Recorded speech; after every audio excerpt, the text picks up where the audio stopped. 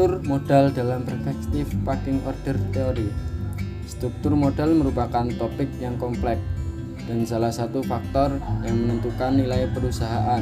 Menjelaskan hubungan struktur modal dengan nilai perusahaan, bagaimana perusahaan menentukan struktur modalnya, dan berapa banyak yang harus dipinjam dengan mempertimbangkan manfaat dan biaya dari penggunaan hutang.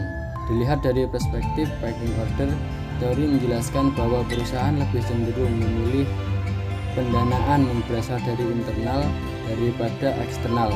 Hutang menjadi pilihan kedua setelah sumber pendanaan internal. Kemudian pada akhirnya apabila masih memerlukan dana, maka perusahaan akan menerbitkan common stock (external equity). Hal ini terjadi karena adanya transaction cost dalam mendapatkan dana dari pihak eksternal. Oke, untuk mengetahui materi lebih lanjut maka simak video berikut ini. Apa sih yang dimaksud dengan teori pecking order? Teori pecking order adalah sebuah teori keputusan di mana pendanaan internal perusahaan lebih diutamakan daripada pendanaan eksternal perusahaan. Pada saat perusahaan membutuhkan pendanaan atau sumber modal, biasanya mereka mengambil sumber dana dari pihak ketiga atau penerbitan saham baru. Sedangkan jika pemilik saham atau pemegang saham menggunakan alternatif tersebut akan mengakibatkan turunnya nilai saham, sehingga manajer biasanya mengakalinya menggunakan teori pecking order ini. Jadi dia bisa memaksimalkan laba ditahan. Urutan pendanaan menurut teori ini yaitu teori pecking order yang mengatakan bahwa tadi kita memaksimalkan potensi internal terlebih dahulu. Yang menjadi priority yaitu laba ditahan. Lalu ketika itu tidak mencukupi, kita bisa menggunakan dana eksternal, yaitu dana dari pihak ketiga, bisa berupa tabungan, giro, dan lainnya. Lalu ketika itu tidak mencukupi juga, perusahaan bisa menerbitkan surat obligasi atau surat hutang kepada investor. Apabila ketiga alternatif tersebut tidak mencukupi, barulah perusahaan menerbitkan saham baru. Mengapa saham baru menjadi yang terakhir? Jadi saham baru menjadi alternatif terakhir karena dianggap akan menurunkan nilai saham tersebut, sehingga saham baru menjadi alternatif terakhir bagi perusahaan apabila sedang membutuhkan pendanaan. Selanjutnya, penerbitan saham baru ini biasanya menjadi alternatif terakhir ketika perusahaan membutuhkan pendanaan, karena dianggap setiap penerbitan saham baru akan menurunkan saham perusahaan tersebut. Jadi, perusahaan menurut teori ini mengutamakan pendanaan internal terlebih dahulu.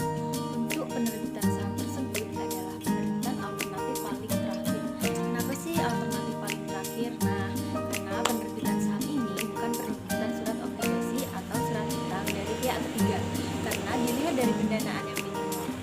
Pecking order sendiri ini juga mengutamakan bahwa perusahaan-perusahaan yang memiliki bonavitas yang tinggi, maka pendanaan internalnya biasanya sudah cukup kuat, sehingga nilai leverage-nya juga cenderung turun atau sedikit jika dibandingkan perusahaan-perusahaan yang memang memiliki bonavitas yang rendah.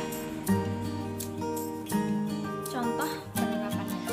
Contoh penerapan pecking order ini misalnya perusahaan A yang memang labanya ditahan, itu memiliki nilai cukup besar dibandingkan dia harus mengambil dana dari pihak ketiga atau dari pihak eksternal.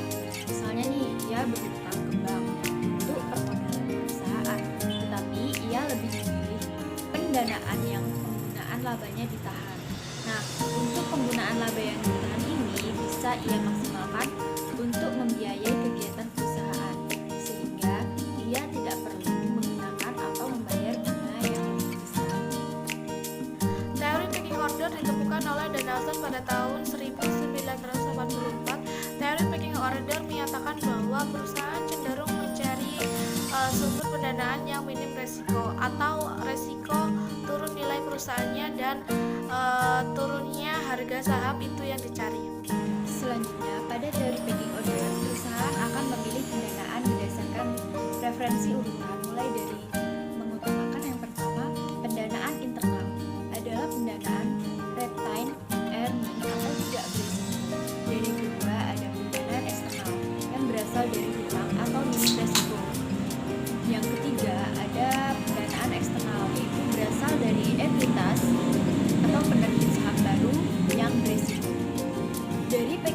order teori juga menjelaskan urutan-urutan pendanaan dan perusahaan pada umumnya akan mempertimbangkan faktor-faktor dalam keputusan struktur modal yang mempengaruhi keputusan struktur modal dalam perspektif pecking order teori, yaitu profitabilitas ukuran perusahaan dan risiko bisnis. Dengan demikian, setiap perusahaan akan selalu berusaha meningkatkan profitabilitasnya karena semakin tinggi